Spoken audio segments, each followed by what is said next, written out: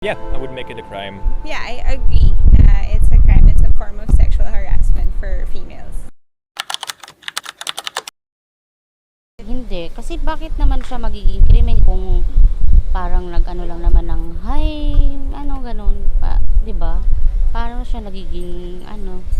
So para sa akin hindi. Hindi. Bakit ba? Mababaw eh. Paano mo ba? Yung mga rape ang ipasa nyo. Yung mga ganon, mga pumapatay.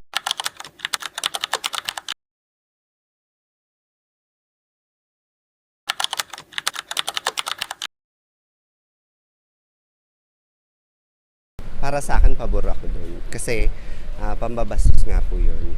Oo. Wala pong karapatan ng mga kapwa natin tao na mambastos ng tao. Kaya ano pa yung suot niya.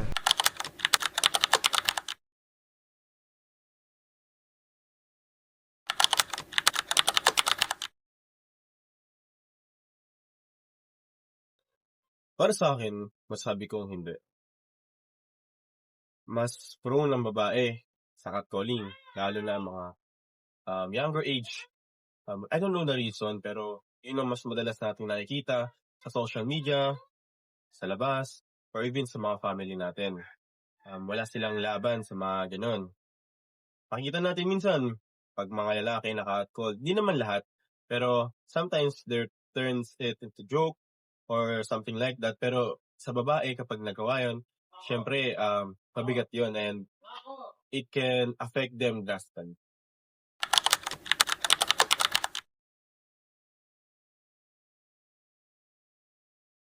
Ang catcalling kasi, matagal na talagang problema yan eh. Hindi lang dito sa Pilipinas, kundi sa buong mundo. And we don't have a universal solution for this. Pero I think simple actions could contribute para mabawasin to.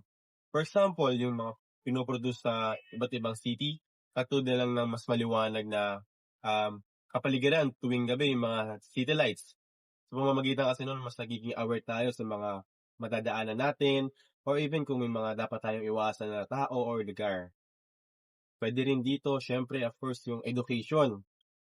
Kasi sa Pilipinas, yung catcalling, somewhere in the Philippines or sa mga Pilipino, they think it's a joke, di ba? Even sa babae, sa lalaki, or even sa gay or LGBT community.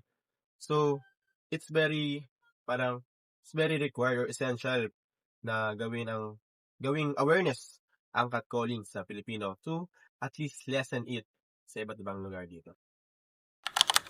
According to RA 11313, Safe Space Act of 2019, if a gender-based sexual harassment happens in a place like malls, restaurant, or public transport, a security guard or any person who witnessed the crime may conduct a citizen arrest and apprehend the perpetrator.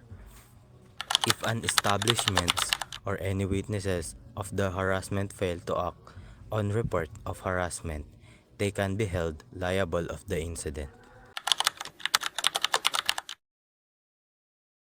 Yes, I have seen people catcalling in public. Naiirita ako kapag nakakarinig ako ng catcalling sa public kasi parang wala silang respeto din sa tao at saka di nila naiisip yung nararamdaman ng taong ginagawa nila. I think nangyayari pa rin siya ngayon kasi parang nanonormalize siya tapos hindi sila na-educate ng maayos. Di nila naiisip yung paano nafe-feel ng ibang tao like nung ginagawa nila ng ganon. Tapos di nila naiisip na masama yung ginagawa nila kasi nagiging uncomfy yung taong kinakatcall nila.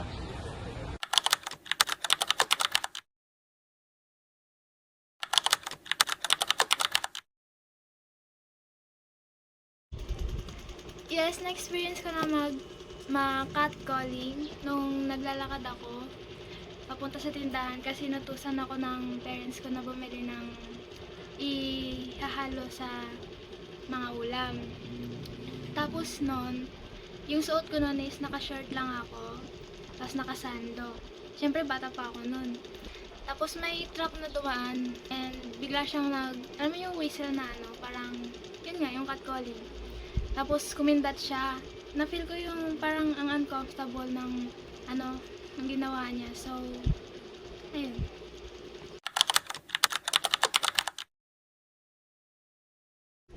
Yes, yung ginawa ko noon is habang lumalaki ako, nag-iiba na yung pananamit ko. Tapos kapag naglalakad naman ako, lagi na akong may suot na earphones or earphones o kaya naman AirPods. Para kapag may lumapit man akong sino, hindi, may reason ako na tanggihan yung tanong nila or kausapin ako.